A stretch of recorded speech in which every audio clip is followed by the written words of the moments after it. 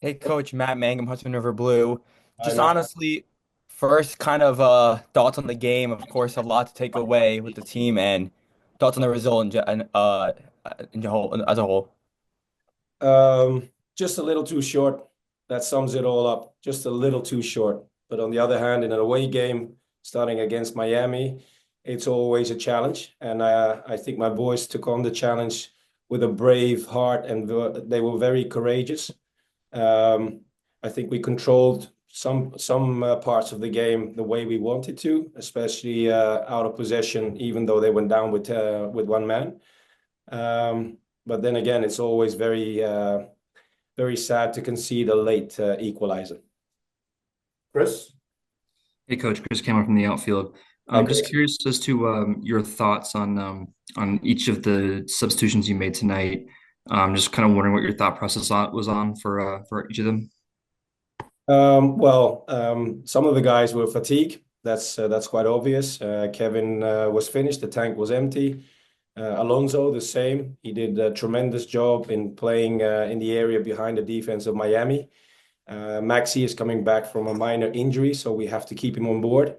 Tana was on a yellow card, unfortunately, so I didn't want to take any risk of him getting sent off with a second one, because he was very close to the second one before we went into halftime.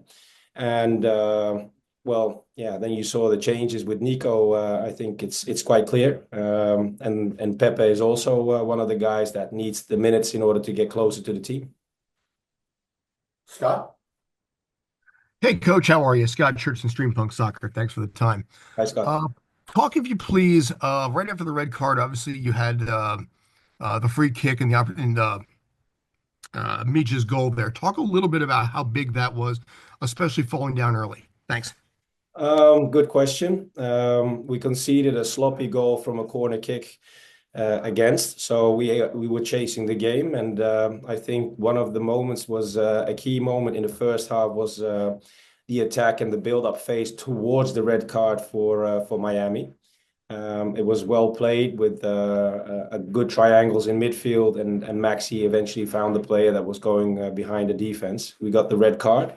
And then the free kick was a good example of a player like Maxi who can read the play and has the instinct of to see where the areas are, so we can be very dangerous. And the free kick that he took was absolutely world class, because everybody was expecting a ball to go top corner, but he took it, and Micha was there to finish it. Anthony? Hey, Coach. This is Anthony Merced with AJM Sports. Hi. This was a game that was always going to be very difficult considering the opposition. How do you feel about this team's personality, not just to come back from being down 1-0, but to respond the way that they did in that second half, go ahead and keep their composure in what seemed like a very long extra time period? Miami is a good squad with good players, and going into this game, you're going to have a big challenge to deal with. And my boys did just that. Unfortunately, we got on the short end because we conceded a late equalizer.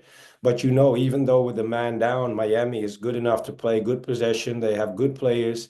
So for us, it was mainly being very well structured and disciplined, and challenge the moments that we have the ball, and go forward. And that's what we did, because even though they had the late equalizer, I think we had two or three moments that we should have played out more accurate in order to score the third goal.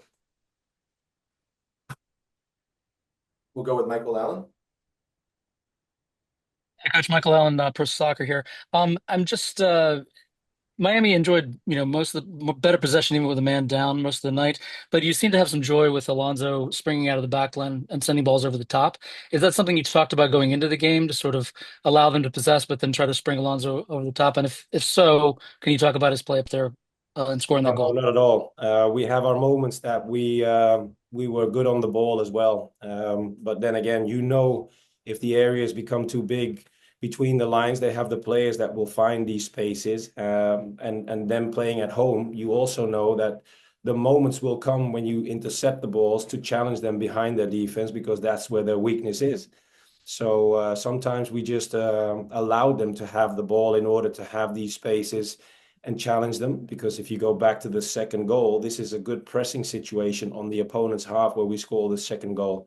So it was a combination of several thoughts in order to be ready and have a good game management in order to get the points our way. Final one, we'll go back to Chris. Hey, Coach, Chris Cameron from the outfield again. Chris. Just curious on your assessment, at least initially, of the performance of Jonathan Shore and Cavallo. Both getting their first minutes with the club at this level, and then if there's the last goal there, if there's a learning moment there for the guys in terms of just take a professional foul. Just your thoughts. Thanks. Yeah, well, you mentioned it just now. I think a professional foul would have been the best solution in this phase. You could see, unfortunately, Juli goes for a challenge and he goes down and he misses the ball. So they get the opportunity to speed up the attack. But overall, I'm very satisfied with the subs coming on. Pepe has come back from a long due injury. Johnny Shore, you mentioned, one of our youngsters. He performed really well during pre-season, so he earned his play time. And Nico has been tremendous in pre-season, so he's a good stand-in for Kevin, and that's what they showed. But it was also a great challenge for them to see how top players can manage a game like this. So this is what they have to take into the next game. Great. Thank you, everybody.